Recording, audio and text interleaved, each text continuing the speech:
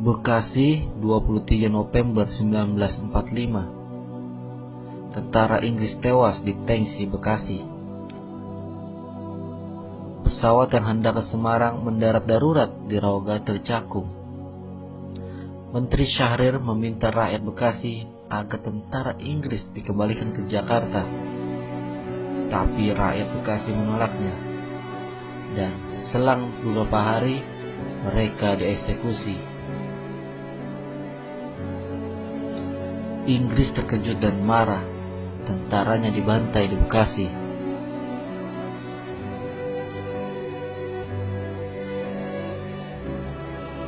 (29 November 1945) Inggris merangsek ke Bekasi. Tapi perjalanannya dihadang oleh Laskar Hizbullah pimpinan Kyai Jenderal Ali di Sasakapuk, Pondok Ungu, Bekasi.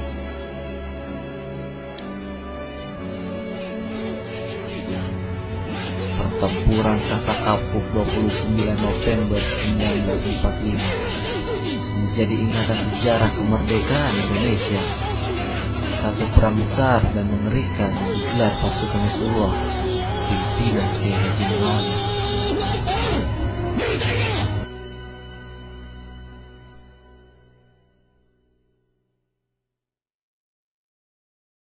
(29 November 1945) Inggris mencoba merangsek ke Bekasi lewat arah Cakung dengan membawa pasukan tentara Punjab ke-16, Squadron Kavaleri PAO ke-11, pasukan Perintis ke-13, pasukan Resimen Medan ke-37, dan Detasemen Kompi Medan ke-69 dengan 50 truk dan 5 meriam dan beberapa mortir. Sesampainya di Cakung, mereka diserang dengan para juang pimpinan Komarudin dan Naif. Tapi serangan itu tak berarti apa-apa. Sekutu melanjutkan perjalanan mereka. Sesampainya di Keranji, tepatnya di perlintasan rel kereta api, mereka diserang tiba-tiba oleh pasukan TKR Barisan Banteng Indonesia, BBRI, Laskar Rakyat, dan pasukan silat dari Subang. Akhirnya Inggris mundur dan mengalihkan perjalanannya. Di Pondok Ungu, sekitar 200 pejuang dari gabungan santri, rakyat, dan pemuda sekitar ujung Malang, Blok Ujung, Babelan, Tarumajaya, Cilincing, dan Kaliabang yang dipimpin satu komando Kyai Haji Nur Ali sudah siap untuk menyerang pasukan Inggris yang balik dari arah Keranji. Kalau kita pikirkan bagaimana Indonesia bisa menang, ya kita melawan pakai tembak beruncing, pakai pedang. Kalau Belanda senjatanya otomatis, apa aja ada. Kalau kita, ya minimnya persenjataan yang hanya berbekal golok, bambu runcing, dan 4 senjata api. Namun para pejuang tetap bersemangat. Mereka diberi semangat dan bekal bacaan doa oleh Kyai Haji Nur Ali dan berpesan agar tidak sombong saat bertempur.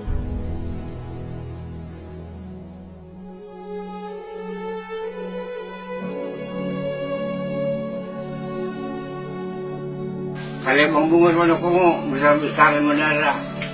Gini pelornya, pelor dari Pondok Ungu, dari Keranji.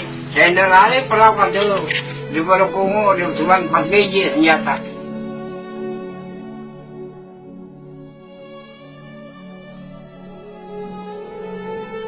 Para pejuang Hizbullah Batalion 3 pimpinan Kyai Jenderal Ali, rakyat, dan dibantu pasukan TKR Laut pimpinan Madinah Hasibuan sudah siap di arah Pondok Ungu. Suara takbir pun berkumandang. Dengan gagah berani para pejuang menyerang sekutu Inggris dengan mendadak. Mereka tidak memikirkan siapa yang mereka serang. Tujuan mereka adalah Indonesia merdeka.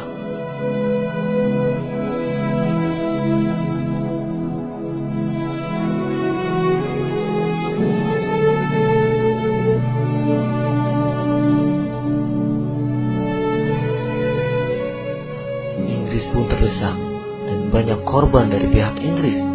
Namun tidak hampir 1 jam, Inggris berhasil menata pasukannya dan balik menyerang.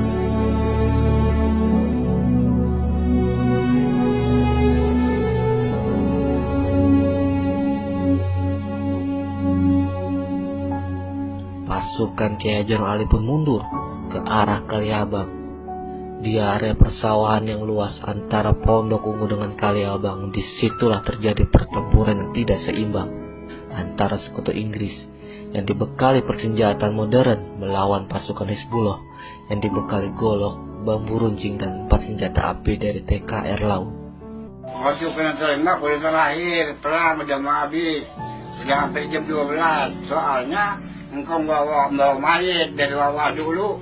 Kalau zaman dulu kalau mungkin ada lori, ada jalan lori itu dari Blok Pucung ke Pondok Ungu. Waktu engkau kena tembak, bawa mayat dari bawah kawan sendiri dari Telar.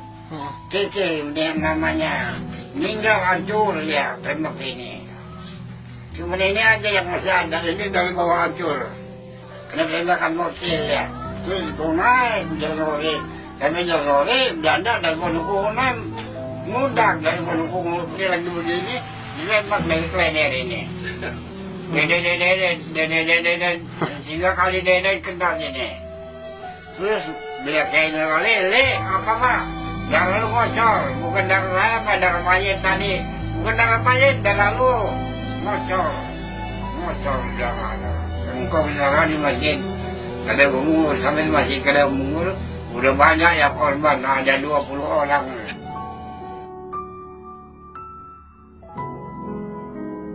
Namun, tiba-tiba, sesaat senjata modern sekutu Inggris tidak berfungsi, tembakan mortir dan meriam dari arah gardu cabang yang jatuh di sekitar pasukan Kiai Haji Nur Ali tidak meledak.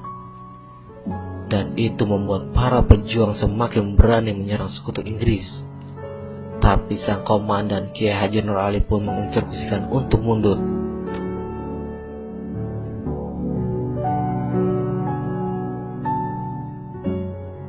Namun beberapa pejuang ada yang bertahan. Disitulah tembakan mortir sekutu berfungsi dan meledak di area pasukan Kiai Haji Nur Ali. Tidak sekali sekutu meledakkan meriam dan mortirnya di area persawahan yang luas itu.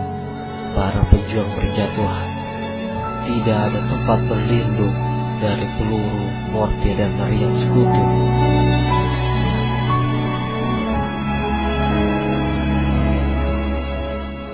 Hancur lebur pasukan Kiai Haji Nur Ali.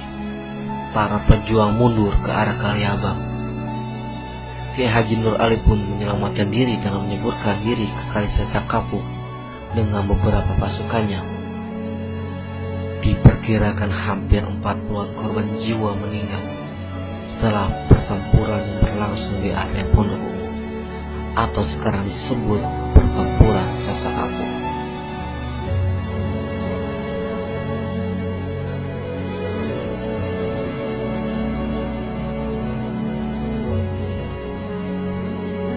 Tetesan darah dan nyawa menghilang. Mereka berkorban demi kemerdekaan Indonesia, demi melihat anak cucunya hidup bebas dan merdeka. Bahkan saksi bisu tempat pertempuran tidak ada monumen yang mengingatkan kita bahwa tempat ini pernah ada perjuangan kakek kita, saudara kita. Namun kini mereka yang telah berjuang demi kemerdekaan Indonesia masih tetap berjuang mempertahankan hidup dirinya di Indonesia. Wahai Hizbullah, harap berjuang mencapai maksud, hilang gemilang. Hizbullah berani menampur gelombang, mengorban jiwa ngaju ke medan perang. Wahai Hizbullah, harap menyerang, membasmi umat musuh yang malang melintang. Musyrikin dan kafir harap jatuh terlentang. Akhirnya berdiri Indonesia menang. Menang Indonesia kan? Iya, menang. Nyanyi aja belum apa-apa.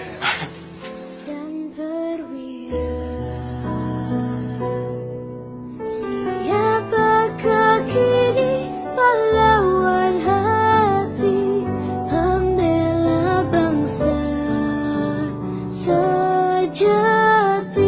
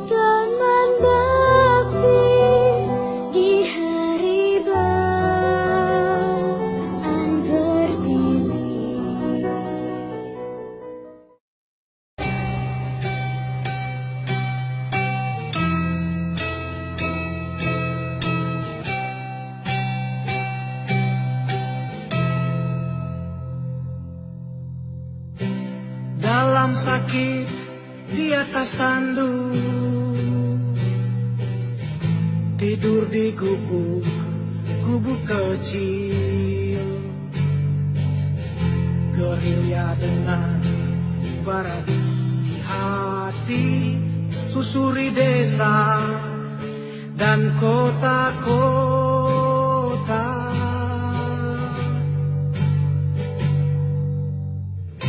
Kelompok kecil atur rencana lawan penjajah dan penindasan. Semangat juang dia tiupkan terdengar hingga seluruh